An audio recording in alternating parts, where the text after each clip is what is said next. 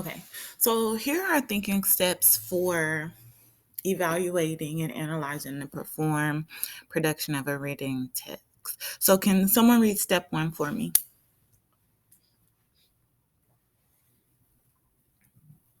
Step 1. Summarize the plot, setting, and characters in the written text. Perfect, thank you. Can someone read step two?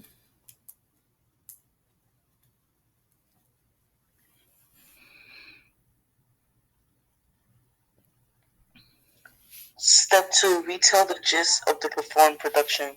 Perfect, thank you.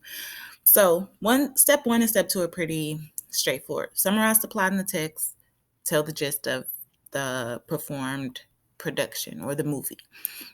Step three. Here's where it gets a little tricky. We're going to notice where the production departs from the written text.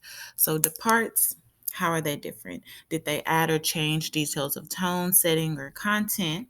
Did they omit language? Did they take out language? Did they take out characters or actions? And did they change in sequence or emphasis? So, meaning, um, did Jim do this first in the book and then do something else first in the movie, etc. And then step four, analyze the choices that were made in the production. So what changes were made, what kept the same, how do these choices affect your experience? So this is that higher level. Like, we're good at finding, we can compare and contrast. Y'all have been doing that since elementary, but really being specific, using textual evidence, and then saying how it affected your experiences and were the choices successful. So, after reading that, I summarized the plot. The kids are on the Radley's backyard. They lift Dill up to look in the window. They go back in the house, on the side of the house, and then Jim looks in the window. For the movie, the kids enter the yard through the gate, look at the house. Jim crawls onto the back porch and looks into the window. Okay? Those are just the facts. Now, for step three, I'm noticing how it's different. There's omitted language. There's no dialogue about the house. The description is in the novel, but there's no dialogue.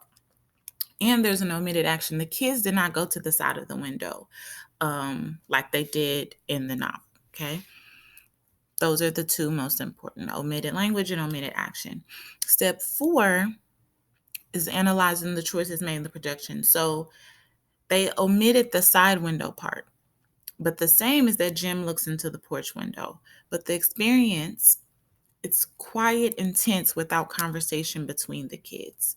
But I think that was successful because it creates the tense scene. While we're reading that, or even when we were reading the screenplay yesterday for chapter 6, it was like telling you how they were feeling. But like the tenseness of just like them outside of the Radley house, there was no dialogue that needed to be had. No narrator had to explain that. It was just successful and changed the experience because we're like, oh snap, what's going to happen? Building that anticipation. Okay.